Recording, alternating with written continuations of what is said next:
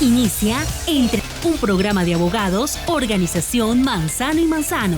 Una visión diferente donde se reflexionan, indagan y analizan los temas de interés general.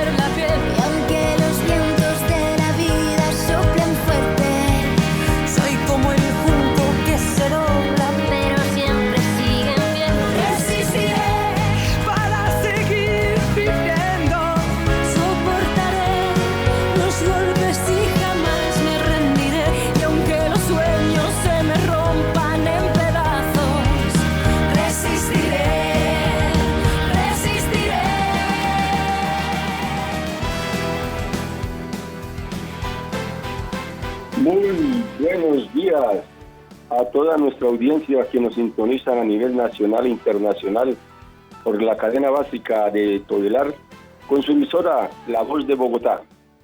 Iniciamos una nueva emisión del programa Entre Líneas de Abogados Organización Manzano y Manzano, hoy sábado 25 de abril del 2020. Buenos días, Sergio. Buenos días, Jaime, quien se encuentra en cabina haciendo posible que esta emisión salga al aire sin contratiempos. Hoy transmitiendo nuevamente nuestro programa Entre Líneas desde nuestras casas, continuando en cuarentena, la cual finalizará para el sector de la construcción y el de la industria de la manufactura, según el gobierno nacional, y solamente para el sector de la construcción, según la alcaldesa de Bogotá, hasta el domingo 10 de abril a las 23 horas con 59 minutos. Sin embargo, no dejamos de insistir, como lo hemos explicado en nuestros anteriores programas, que la cuarentena, como mínimo, debe ir hasta finales del mes de mayo. Lo ideal, claro está, es que debe ir hasta el mes de junio. Resistiré, composición musical del dúo dinámico español conformado por Manuel de la Calva y Ramón Arcusa, interpretado ahora por más de 30 artistas con el título Resistiré 2020 para vencer juntos al coronavirus. Hoy, siendo las 7:03 para vencer y para continuar adelante, avanzamos. Resistiremos cuando pierda toda la partida, cuando duerma con la soledad. Atención. Abogados, Organización Manzano y Manzano Limitada continúa reclamando retroactividad en cesantías a docentes vinculados en propiedad entre 1990 a 1996 y que tengan tiempos en cualquier modalidad antes del 31 de diciembre de 1989. Revisión pensión invalidez por enfermedad profesional o accidente de trabajo para docentes provisionales y del decreto 1278 del 2002 que les aplicaron Ley 100 de 1993. Pensión de sobrevivientes si les fue negada o concedida solo por 5 años. Pensión gracia si les fue negada por cualquier causa. Compatibilidad entre pensión de jubilación del sector público y pensión de vejez del sector privado. Revisión pensión jubilación o invalidez. Consúltenos sin ningún costo. Calle 19, número 310. Oficina 401. Teléfono 342-3150. 342-3150, Bogotá. ¿Está cansado de pagar su casa o apartamento? ¿Le gustaría pagar en menos tiempo su crédito hipotecario? ¿Quiere ahorrar tiempo en intereses? Esta información es de su interés. Para todas las personas que estén pagando su casa o apartamento, reclamamos para usted los beneficios que otorga la Ley de Vivienda. Somos sus Finanzas SAS, una compañía especializada en disminuir el tiempo de su crédito de vivienda. Aliados estratégicos de Abogados, Organización Manzano y Manzano Limitada. Hoy les tenemos a todos una excelente noticia. Sea usted uno de los beneficiarios de esta alianza. Llame ya y obtenga el análisis financiero de su crédito hipotecario o leasing habitacional totalmente gratis. Sí, totalmente gratis. Así que llame ya. Comuníquese con nosotros a través de Abogados, Organización Manzano y Manzano Limitada al 342-3150, 342-3150 en Bogotá. Y sea usted uno de los muchos beneficiarios que ya existen en Colombia. Acontecer sindical. Bien, y se encuentra con nosotros en línea telefónica, también desde su casa, el compañero Nelson Javier Alarcón, presidente de la Federación Colombiana de Trabajadores de la Educación, FECODE, con el informe para el Magisterio Colombiano. Compañero Nelson Javier, muy buenos días. Sí, muy buenos días, doctor Sergio Manzano, un saludo cordial y fraternal. Muchas gracias por todo lo que hace, lo que siempre ha hecho también y seguirá haciendo por los maestros y maestras de Colombia y por toda la comunidad educativa y en defensa también de la educación pública. Siempre ha sido su bastión y nuestro reconocimiento y gratitud a usted, a toda su familia, a toda su empresa, su firma, que siempre ha estado al tanto de los maestros y maestras y por supuesto de CODE.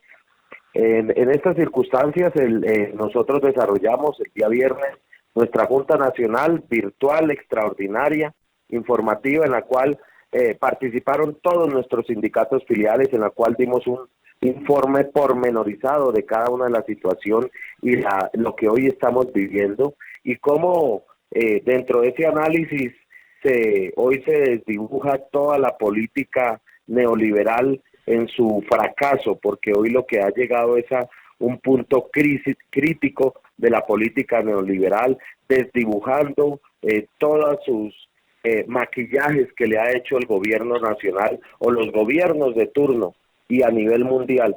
Por eso ha llegado a su punto final. Y para eso nosotros hoy más que nunca, desde el movimiento sindical, debemos estar unidos, debemos fortalecernos. Hoy se ha desnudado la verdadera realidad de nuestro país y del mundo, donde sigue y se profundiza la pobreza, el hambre, las precarias condiciones del sector educativo público, la crisis en la prestación del servicio de salud, tanto en lo público como en lo privado. Hoy los grandes monopolios financieros se están quedando y se siguen quedando con los recursos, lo cual nosotros seguiremos denunciando. Hoy el gobierno nacional, aprovechándose de la pandemia, está generando mayores recursos y liberándolos. ¿Para qué? Para entregárselos no a los pobres, no a la clase más vulnerable, no a los que verdaderamente lo necesitan, no al sector de salud, sino entregándosela a los grandes empresarios de este país, que son muy pocos, que tienen el control económico, y a la banca privada. Eso es lo que está haciendo este gobierno, entregarle los recursos, y lo cual no está invirtiendo donde debe verdaderamente colocar los recursos, como es en insumos, elementos necesarios para el sector salud, colocar las condiciones de bioseguridad para nuestros trabajadores de la salud, tanto los médicos como los auxiliares, nuestras enfermeras, todo el personal administrativo, y a lo cual también desde FECODE, todos los maestros de Colombia, por supuesto, le hacemos ese reconocimiento, nuestra gratitud, nuestra convicción, porque hoy también están exponiendo su vida para salvar la vida de los demás.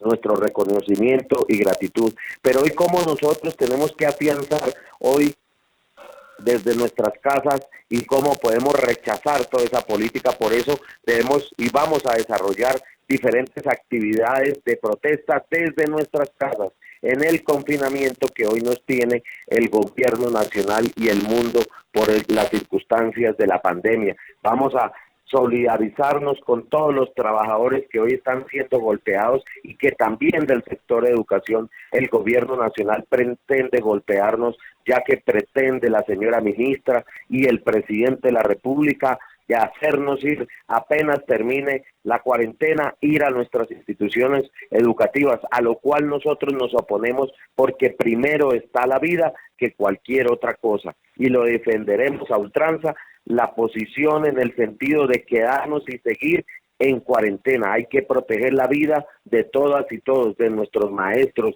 de sus familias, de nuestros jóvenes, de nuestros estudiantes.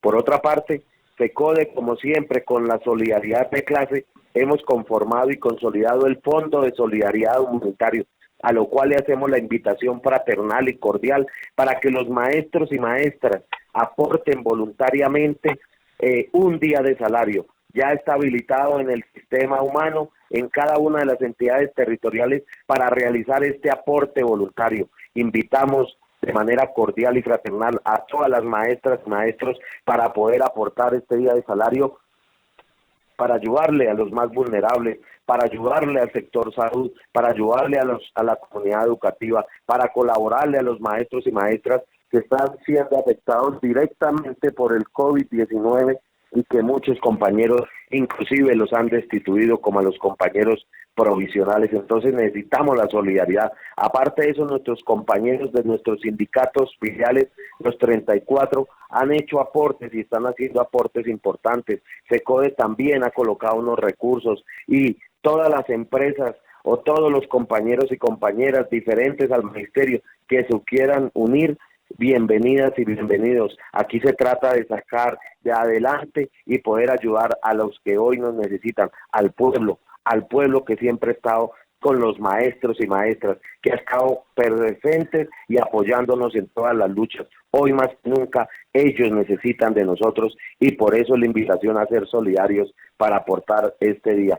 Y seguiremos exigiéndole a la fiduprevisora que hoy pretende arrebatar todos los derechos pensionales y prestacionales, y le saluda a los maestros y maestras, exigiéndole que haga cumplir verdaderamente a los prestadores que hoy se lucran con los recursos públicos, con los recursos de los maestros, y que no están garantizando en lo más mínimo la prestación del servicio médico-asistencial. Nuestra exigencia para que verdaderamente se cumplan a cabalidad los términos de referencia. Y por último, decirle a nuestros maestros y maestras, hay que cumplir la cuarentena, hay que quedarnos en casa, hay que proteger la vida de todas y todos en las casas, y debemos cuidarnos. Un feliz día para todas y todos, y muchas gracias por haberme escuchado, doctor Sergio Manzano, gracias por la oportunidad brindada. Bien, ese era el compañero Nelson Javier Alarcón, presidente de la Federación Colombiana de Trabajadores de la Educación, FECODE, con el informe para el Magisterio Colombiano. Avanzamos en Entre Líneas. Acontecer sindical. Bien, y a esta hora de la mañana nos encontramos en la línea telefónica con el compañero José Ignacio Saavedra, presidente del Sindicato de Directivos Docentes de Colombia, Sindodic, y de la Federación Colombiana de Directivos Docentes, FENDIDOC. Compañero José Ignacio Saavedra, estamos de plácemes, estamos de aniversario en Bogotá, ¿no es cierto? Contémosle a nuestros oyentes qué estamos celebrando en estos días. Un saludo muy cordial para usted, mi doctor Sergio, para todo el equipo de Entre Líneas. Efectivamente, estamos celebrando los 27 años del Sindicato Nacional de Directivos Docentes de Colombia, Sindodic. 27 años que corresponden a toda una historia de logros, de reconocimientos y sobre todo de lucha y trabajo en representación de los directivos docentes y orientadores de la ciudad de Bogotá. Esa es la gran efeméride que tenemos en estos días, y que precisamente estamos todos de plácemes en estos 27 años, insisto, de liderazgo en la representación de los trabajadores y los directivos docentes y orientadores de la ciudad de Bogotá. Bien, esos 27 años bien puestecitos, porque me acuerdo que antes Sindodic, una entidad que pocos creían, un sindicato que no era como muy tenido en cuenta, y las últimas reuniones que hemos tenido allá y nosotros que los hemos acompañado en este asesoramiento con casa llena, más de 400 directivos docentes a la vez. ¿Cómo se explica ese proceso? ¿Qué ha pasado con Sindodic? ¿Por qué ese realce tan importante y a nivel también de la Federación Nacional de Directivos Docentes? Aquí ha sido importante tres elementos, mi apreciado doctor Sergio. Uno, el trabajo conjunto. Dos, siempre las decisiones han sido tomadas por consenso. Y tres, la rendición permanente de cuentas a todos nuestros afiliados. Y eso ha hecho posible grandes logros como el Día Directivo, el reconocimiento salarial para todos aquellos que se encuentran en permiso sindical, y el último, donde usted nos estuvo acompañando en ese proceso, y es la nueva reivindicación de las pensiones para todos los directivos en el país. Esos son grandísimos logros, y sobre todo ese trabajo consensuado hoy nos permite liderar también en todo el país. Recordemos que tenemos la presidencia de la Federación Nacional de Directivos Docentes con más de 4.000 afiliados, y Sindodic hoy contamos ya, vamos hacia los 700 afiliados. Un trabajo de confianza, de respaldo y sobre todo de resultados, pero fundamentalmente, como le comento, mi doctor Sergio, de un trabajo consensuado, de un trabajo de participación democrática y la credibilidad que han tenido las demás organizaciones para la seriedad con que hemos abordado ese trabajo, y estos 27 años para nosotros es un orgullo, y sobre todo liderar esos procesos tanto en Bogotá como en el país. Bueno, compañero José Ignacio, desde ya lo comprometemos para que el próximo fin de semana le demos una información bien clara y concisa a los directivos docentes del país, a los docentes del país, acerca de esos grandes logros que ha tenido la federación, que ha tenido Sindodic. Así que le agradecemos enormemente por haber participado en nuestro programa el día de hoy, y feliz cumpleaños Sindodic de parte de Organización Manzano y Manzano, y de parte obviamente de todos los directivos docentes, de parte también de todos los docentes de Colombia, a usted, mi querido compañero José Ignacio, a la junta directiva, a Juanito, a Beatriz, a todos, se me olvidan, mejor dicho, todos los nombres, no me voy a poner a nombrarlos porque caigo de pronto en defecto de no nombrar a alguien. Sin embargo, reciban un fraterno abrazo de parte de todos nosotros. Muchísimas gracias, y ese gesto tan bonito y tan gallardo de parte de la organización Manzano y Manzano. Y esté seguro que siempre nuestra organización está para el servicio y el trabajo en beneficio de todos nuestros afiliados. Muchísimas gracias. A usted, compañero José Ignacio Saavedra, avanzamos en Entre Líneas. Escuche todos los sábados de 7 a 8 de la mañana por La Voz de Bogotá, en el dial 930M, Entre Líneas, un programa de abogados, Organización Manzano y Manzano. Entérese del acontecer jurídico, político, social, cultural, ambiental y sindical. Entre Líneas, una visión diferente donde se reflexionan, indagan y analizan los temas de interés general. Sábados de 7 a 8 de la mañana en La Voz de Bogotá. Entre Líneas. Acontecer sindical.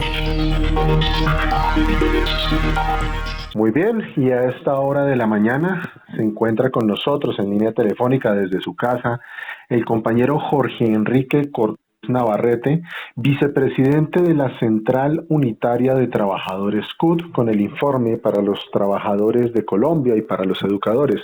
Compañero Jorge Enrique Cortés, con los muy buenos días. Un saludo especial para Sergio y toda su familia, esperando que todos se encuentren bien. Igual para los que nos escuchan en este importante programa que se hace en las primeras horas del sábado. Bueno, decirles que efectivamente la crisis del neoliberalismo, lo que hace la pandemia es profundizarla y llevarla a su punto donde definitivamente debía llevar a este mundo un sistema tan desigual y tan terrible. Y lo digo ¿por qué? Porque es que en el mundo la riqueza está en manos de 2.095 multimillonarios que se reúnen en 26 familias, y que pues ha llevado a que 1.400 millones de habitantes del planeta vivan en la pobreza, y 820 millones sufran de desnutrición crónica.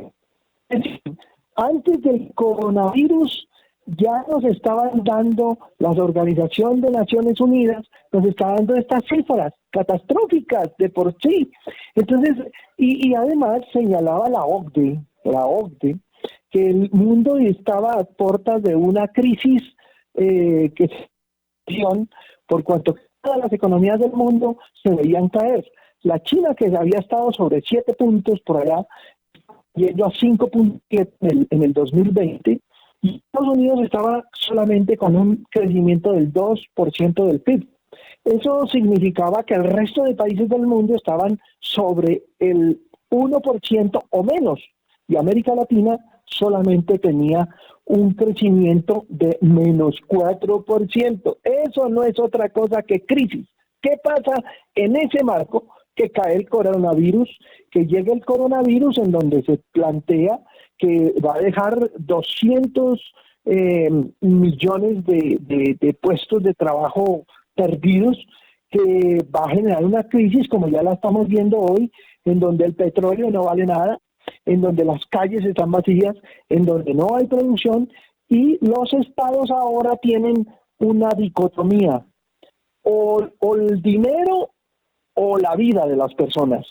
Pues nosotros tenemos que decirle al mundo que nosotros priorizamos por encima del dinero la vida, porque la vida es la que produce la ganancia, es la que produce la riqueza. La vida es fundamental, entonces, para que salgamos de esta crisis. Por eso nosotros consideramos que es terriblemente grave lo que ha hecho, por ejemplo, el más cerquita de los ejemplos que tenemos y que es totalmente desastroso, es el ejemplo de Estados Unidos. Un país donde priorizó la economía, y ahora ya vamos llegando casi que a un número nunca antes visto de enfermos, y con un número de muertos que va llegando ya a una cifra terriblemente catastrófica. Entonces, en ese orden de ideas, nosotros seguimos priorizando la vida.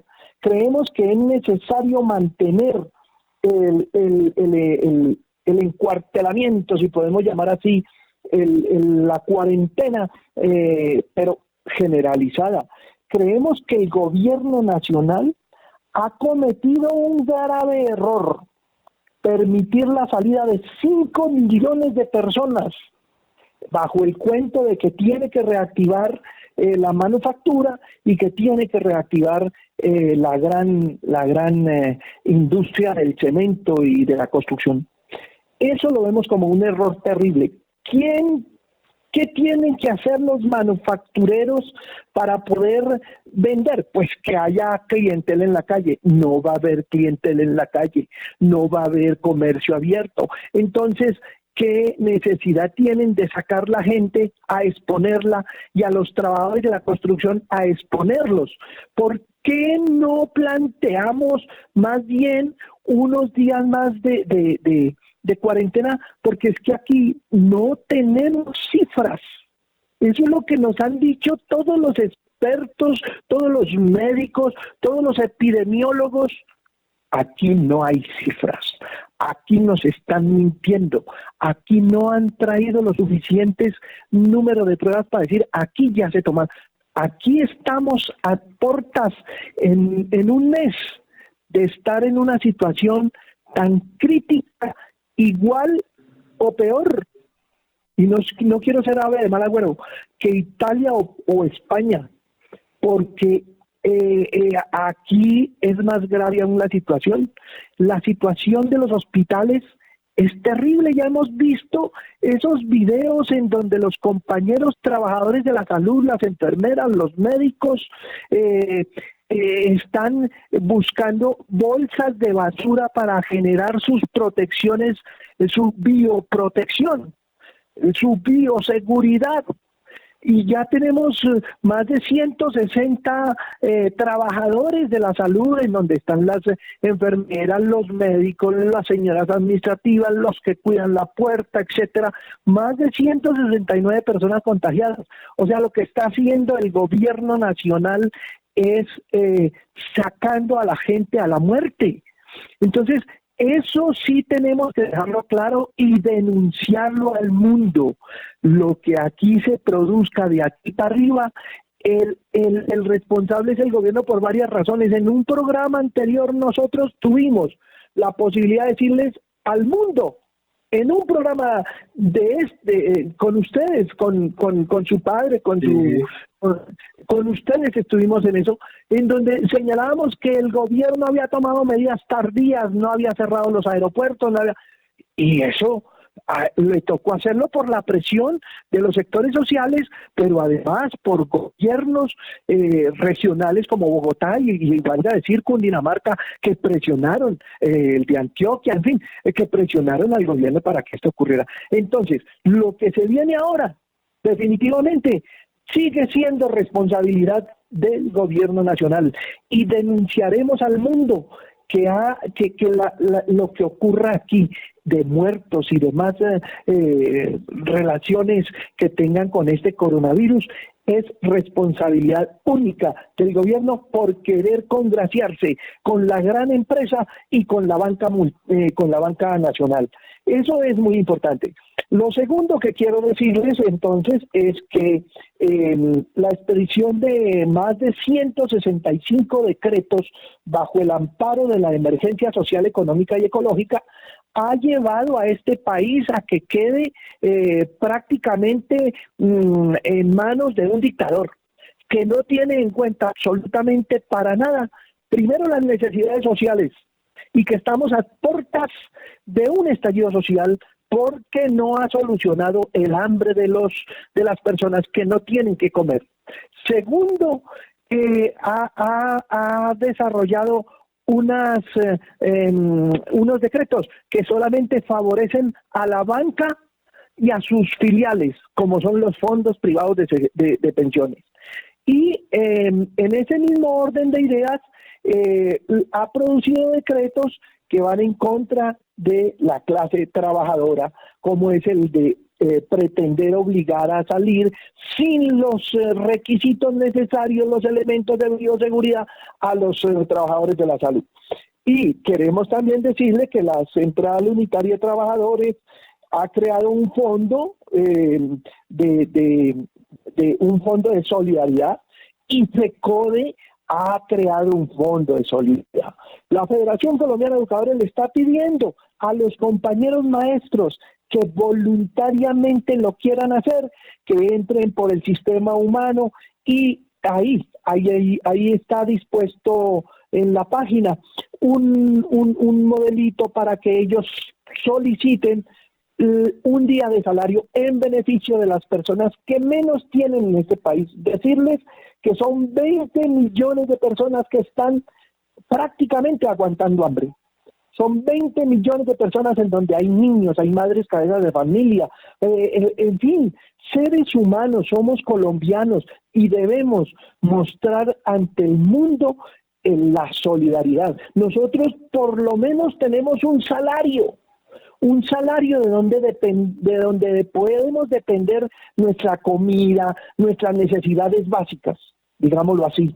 Pero hay gente que ni siquiera un salario, no tiene ni siquiera 3,000 pesitos al día para pensar hacerse una agua aromática para tomársela. Entonces yo sí creo que eso es fundamental, y llamamos, y a ustedes por supuesto que son tan generosos con nosotros, con los trabajadores de este país, con los maestros, que impulsen el apoyo a ese fondo, porque son las personas, va dirigido a las personas que más lo necesitan.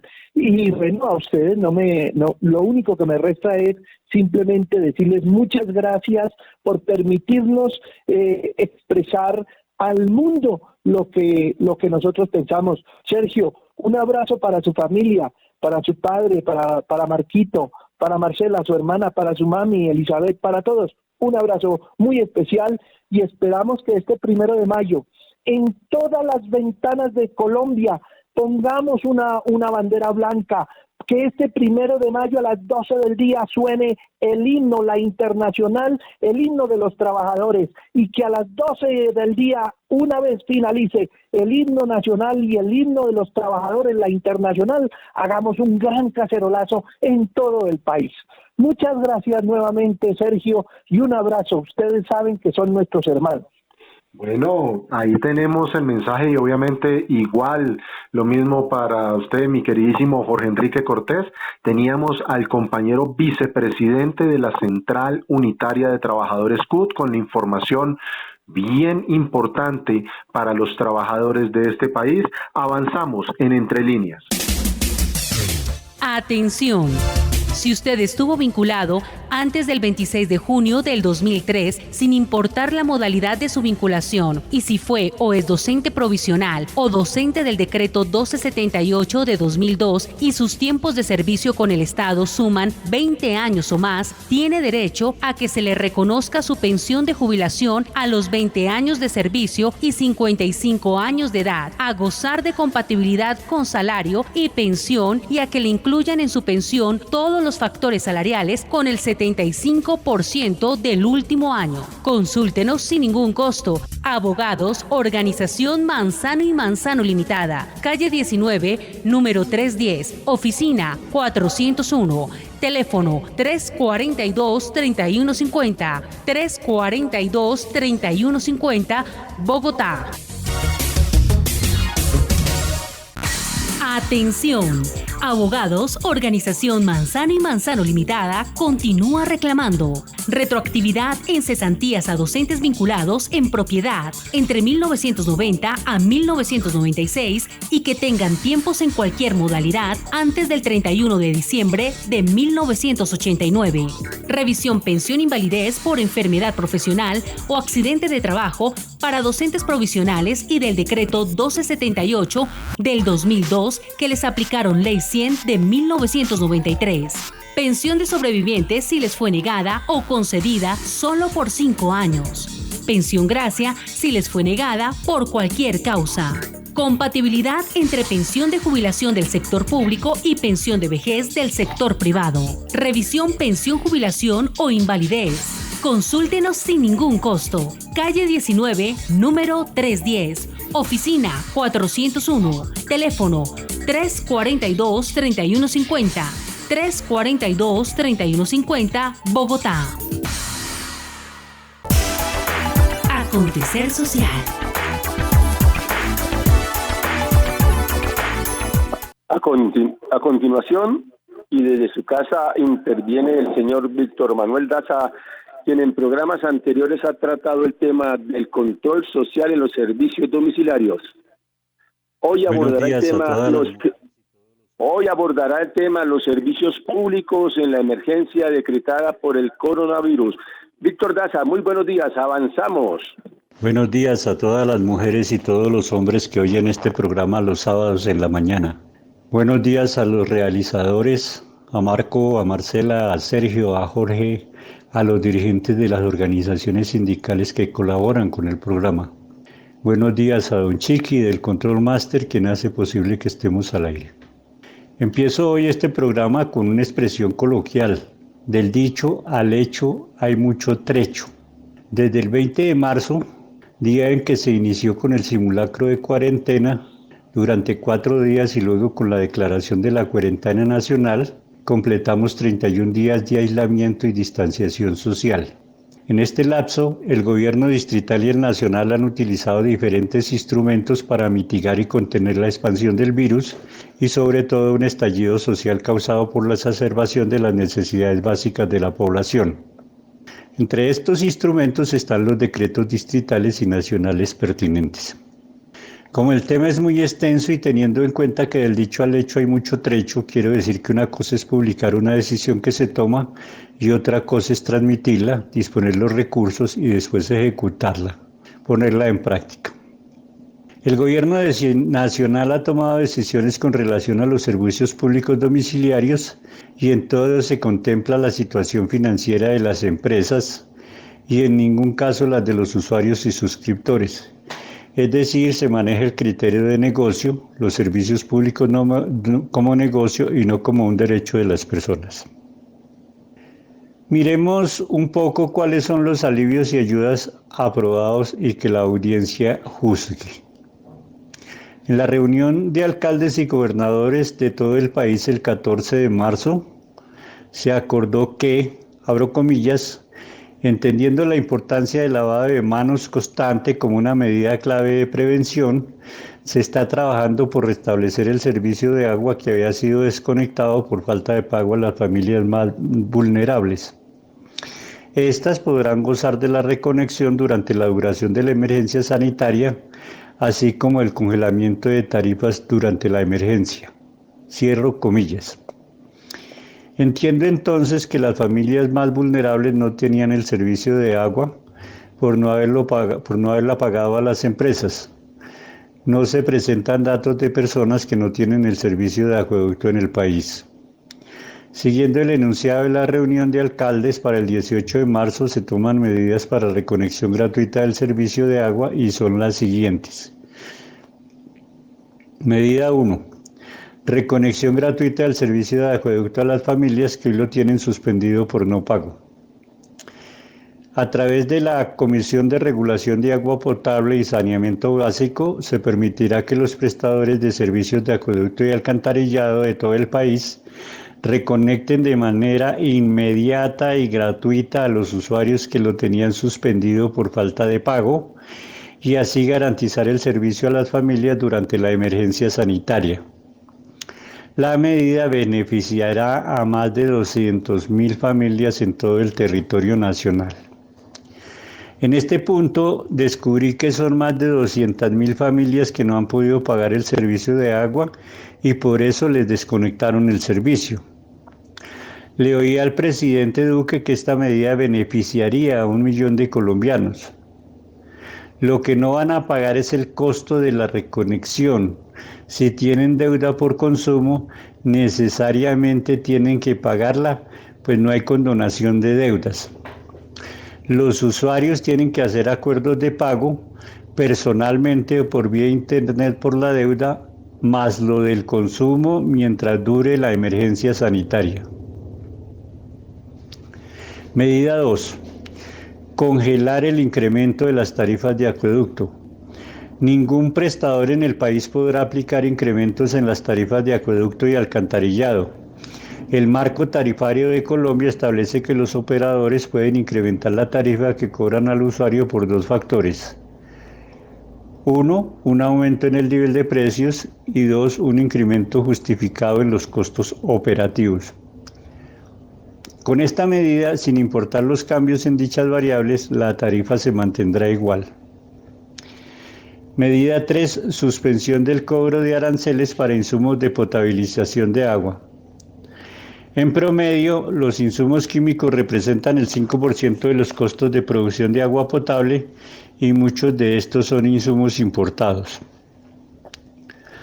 Durante el tiempo de la emergencia sanitaria, se suspenderá el cobro de aranceles para insumos de tratamiento de agua, lo que permitirá dar continuidad a la operación de los sistemas. Medida 4. Desinfección de puntos críticos. En las ciudades que tengan más de 5.000 suscriptores, se realizará la desinfección de puntos críticos, una vez a la semana como mínimo, previo acuerdo entre empresas y municipios mientras dure la emergencia sanitaria. Las alcaldías, en mutuo acuerdo con los operadores, definirán los puntos a priorizar en los cuales exista una afluencia significativa de personas y que puedan tener una alta exposición de contagio hasta el 30 de mayo. Con estas medidas enfocadas en los ciudadanos se espera prevenir de manera más efectiva el contagio del COVID-19, garantizando que las personas puedan permanecer en sus hogares con acceso al agua potable. El 25 de marzo, el Ministerio de Minas y Energía informó que los estratos 1 y 2 podrán diferir el pago de sus facturas de energía y gas a 36 meses durante el aislamiento preventivo obligatorio. Por su parte, Los usuarios que tengan recursos para pagar oportunamente los servicios podrán obtener como incentivo un descuento hasta del 10% sobre el valor de la factura. El 16 de abril se establece que para las personas que vivan en estratos 3 y 4 no puedan pagar sus servicios públicos de acueducto, alcantarillado, energía eléctrica y gas en los meses de abril y mayo, tendrán la opción de diferir estos pagos en un periodo de 24 meses a un costo cero. En gas podrán tener un periodo de gracia e iniciar su pago a cuotas en el mes de agosto. Los estratos 5 y 6 y locales comerciales podrán pagar el número de cuotas que establezcan con el operador. Estas medidas se suman a las ya anunciadas para estrato 1 y 2, que podrán diferir sus facturas hasta en 33 meses, sin penalidades y sin interés. Ahora, mirando la situación catastrófica que atravesamos, hay que retomar la Constitución Política de Colombia, la que nos rige en sus artículos 365 a 369. 1. Los servicios públicos son inherentes a la finalidad social del Estado. Es un deber del Estado asegurar su prestación eficiente a todos los habitantes del territorio nacional. 2. El bienestar general y el mejoramiento de la calidad de vida de la población son finalidades sociales del Estado. 3. Será objetivo fundamental de su actividad la solución de las necesidades insatisfechas de salud, de educación, de saneamiento ambiental y de agua potable. 4. La nación, los departamentos, los distritos, los municipios y las entidades descentralizadas podrán conceder subsidios en sus respectivos presupuestos para que las personas de menores ingresos puedan pagar las tarifas de los servicios públicos domiciliarios que cubran sus necesidades básicas. Además de lo anterior, la Asamblea General de las Naciones Unidas aprobó por medio de la Resolución 64-294 el derecho humano al agua y al saneamiento, reafirmando que un agua potable limpia y el saneamiento son esenciales para la realización de todos los derechos humanos. Por lo anterior y en mi opinión, el gobierno colombiano sigue violando los derechos humanos y privilegiando el negocio y las ganancias de los empresarios, parodiando una vieja canción que decía que Jalisco nunca pierde y cuando pierde arrebata. Podemos finalizar esta parte diciendo que los empresarios nunca pierden y cuando pierden arrebatan. Por hoy, que tengan un buen día, que la semana entrante sea también muy alegre, muy agradable en el encierro en que estamos padeciendo y que estén muy bien. Hasta luego. Gracias, Víctor Manuel Daza, por tus valiosos aportes. Siendo las 7:42 de la mañana, avanzamos. Acontecer social.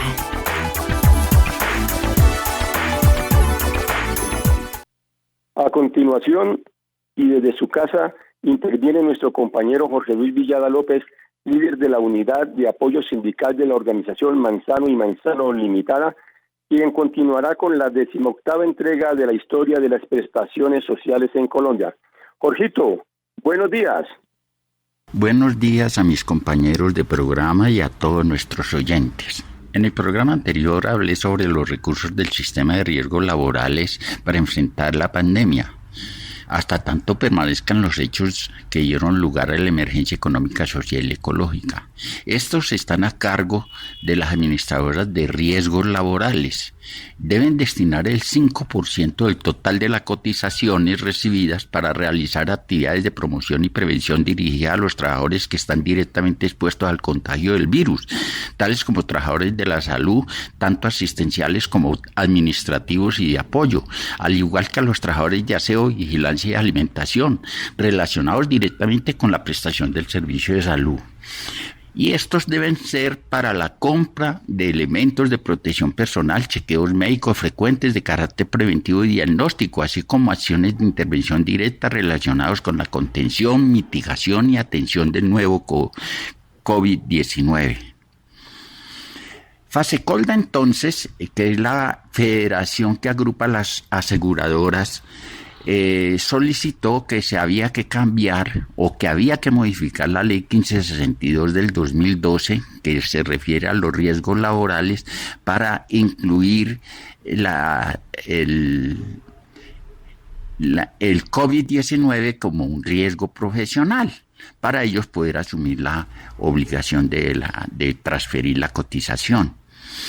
Entonces se expidió en el decreto 538, en el artículo 13 se establece, elimínase los requisitos de que trata el parágrafo 2 del artículo 4 del 1562 del 2012 para incluir dentro de la tabla de enfermedades laborales el COVID-19 como enfermedad laboral directa respecto de los trabajadores del sector salud, incluyendo al personal administrativo de aseo y vigilancia y de apoyo que presten servicios en las diferentes actividades de prevención, diagnóstico y atención de esta enfermedad.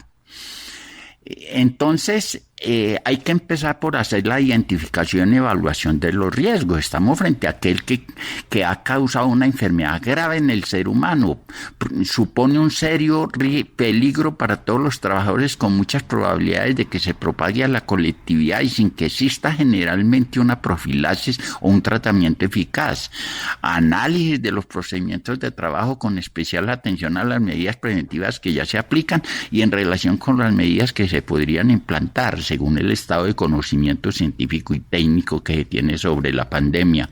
Y además se tiene que analizar lo que implica la presencia de trabajadores especialmente sensibles que pudieran tener un riesgo adicional en función del ejercicio de su profesión o trabajo, como es el caso de los trabajadores de la salud. Cuando no se puede lograr una protección con las medidas colectivas, o sea, en este caso el confinamiento general, y sin embargo no se puede evitar la exposición, se recurrirá a los métodos de protección personal individuales, tomando en estos casos en cuenta los trajes de protección que seleccione y proporcione el empresario, o sea, las clínicas y centros médicos y centros hospitalarios deben ser normalizados, es decir, deben cumplir una norma específica, sea de protocolizar su almacenamiento, limpieza, descontaminación, destrucción, manutención, reparación y sustitución. Los trabajadores que van a utilizar estos equipos deberán disponer de tiempo computable como de trabajo efectivo para la limpieza y aseo, cada vez que abandonen el puesto y antes de las pausas para comer. Disponer de retretos y cuartos de aseo apropiados y adecuados para uso de los trabajadores, que incluyan productos para la limpieza ocular y antisépticos para la piel. Disponer de un lugar determinado para el almacenamiento adecuado de los equipos de protección y verificar que se limpian y se comprueban su buen funcionamiento. El propio gobierno advierte que todo lo anterior evidencia que de no tomarse medidas inmediatas se producirían mayores índices de mortalidad, es decir, que se trata de un problema sanitario que debe ser resuelto de manera inmediata con medidas efectivas de contención y mitigación. Esto lo establece el decreto 538 en sus considerandos, que con corte al 4 de abril del 2020 Colombia cuenta con solo 370 servicios habilitados de internación con cuidado intensivo de adultos, 398 servicios habilitados de cuidado intermedio para adultos, 125 servicios habilitados de cuidado intensivo pediátrico, 130 servicios de cuidado intermedio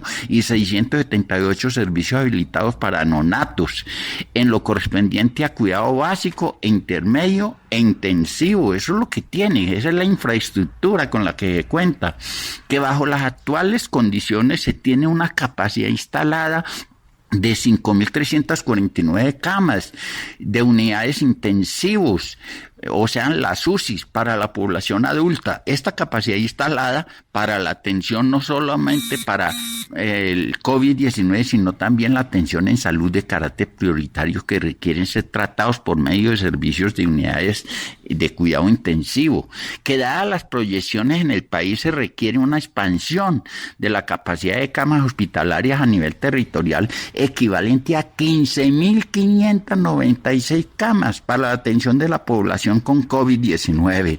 En las instituciones prestadoras de servicios de salud, IPS y las S, y proveedores de servicios de salud, es necesario ampliar el alcance del decreto del artículo 237 de la ley 1955 del 19 para que ADRES, o sea, la administradora de los recursos del Sistema General de Seguridad Social en Salud, pueda aplicar el mecanismo de giro directo a los prestadores de servicios de salud y otros proveedores sin que el recurso económico que resulte a favor tenga que pasar por la entidad promotora de salud. Es decir, que eso no puede pasar por las EPS porque se va en burocracia, o que disminuya los tiempos de esta operación. El artículo 5 del 538, recientemente expedido, señala la entrega de recursos por el Ministerio de Salud y Protección Social y las entidades territoriales a los prestadores de servicios de salud durante el término de la emergencia sanitaria declarada por el Ministerio de Salud y Protección Social con ocasión de la pandemia derivada del COVID-19. Este ministerio y las entidades territoriales podrán efectuar transferencias directas sin más burocracia ni pase por las EPS, en fin, ni las administradoras de riesgo podrán transferencias directas de recursos mediante actos administrativos de asignación a las empresas sociales del Estado, o sea, a los hospitales. Asimismo, el Ministerio de Salud y Protección Social y las entidades territoriales, mediante la suscripción de convenios o contratos, podrá destinar recursos a instituciones prestadoras de servicios de salud privadas o mixtas que apoyan a la prestación de servicios para garantizar la atención a la población afectada por la pandemia. En caso de que con estos recursos se compren equipos, estos se entenderán recibidos en calidad de comodato a título precario. Una vez terminada la emergencia sanitaria, la entidad territorial, en coordinación con el Ministerio de Salud y Protección Social, determinarán el uso y destino de estos equipos. El parágrafo primero dice: cuando el administrador de la infraestructura pública sea una entidad privada, se deberán suscribir convenios o contratos y los equipos que se compren serán de propiedad de la entidad territorial, dueña de la infraestructura, o sea, los departamentos o municipios. Otra cosa es también lo establecido por el artículo 9 del 538, que determina la obligatoriedad de los trabajadores de la salud, o sea, a nivel médicos, enfermeras, en fin, de prestar los servicios para combatir la pandemia. Pero estos, con justa razón, reclamaron que se les debía dotar de todos los equipos necesarios para poder enfrentar la pandemia. Además, que se les pague sus salarios, porque en muchos casos les tienen deudas acumuladas con los trabajadores de la salud, y ahora se les pide que deben enfrentar de manera obligatoria sin que haya una, actitud del gobierno que les reconozca sus derechos laborales en este caso. Bueno, en estos términos dejamos. En la próxima entrega nos referiremos a las prestaciones a las que tendrían derecho estos trabajadores de la salud. Muchas gracias. Bueno, muchas gracias, Jorge Luis Villada, y estaremos atentos a tu próxima entrega. Avanzamos. Acontecer político.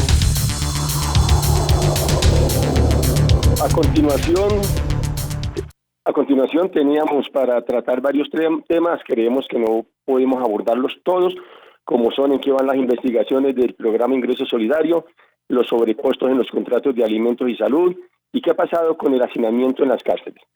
Pues bien, digamos por ahora que dijimos en nuestro programa anterior que los alimentos que se estaban entregando tenían un sobrecosto que oscilaban entre un 25 y un 50%, y finalizábamos que se debe seguir denunciando la corrupción que se presenta con la apropiación de estos recursos públicos, sean alcaldes o gobernadores de derecha, centro o de izquierda, por cuanto la corrupción no tiene color político.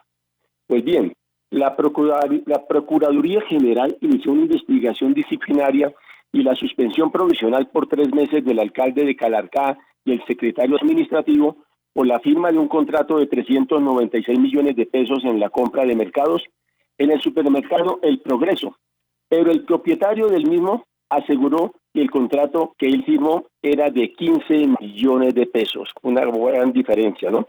Igualmente, la Procuraduría suspendió por 3 meses mientras investiga al gobernador del Chocó por un contrato de 2.000 millones de pesos donde el contratista debía adelantar actividades relacionadas con ciclos educativos en sesiones de 2 horas sobre varios temas. En un comunicado de prensa, la Procuraduría, comillas, advirtió un supuesto desconocimiento de los principios de la contratación estatal, teniendo en cuenta que la mayoría de las actividades desarrolladas en el objeto del contrato no son imperiosas ni podrían ser consideradas como un aporte significativo a la mitigación de la pandemia por el COVID-19. Máxime, si se tiene en cuenta que existen necesidades urgentes y prioritarias como el pago de salarios y la dotación de elementos de bioseguridad para el personal médico y de enfermería, que tendría que atender a las personas que resulten afectadas con el coronavirus. Al día de hoy se están investigando a 15 gobernadores y varios alcaldes. Esperemos a ver qué terminan estas investigaciones, indicando que todos gozan de la presunción de inocencia hasta que no se les demuestre lo contrario. Nos despedimos entonces. Si usted quiere escuchar este programa, puede hacerlo ingresando a www.abogadosomn.com. Hoy con la participación del doctor Sergio Manzano y con la dirección de quien les habla, Marco Antonio Manzano Vázquez. ¡Hasta pronto! Cuando el mundo pierda toda magia, cuando mi enemigo sea yo, cuando me apuñale la nostalgia y no reconozca ni mi voz. Acompáñenos el próximo sábado de 7 a 8 de la mañana en La Voz de Bogotá. Entre Líneas, un programa de abogados, organización Manzano y Manzano.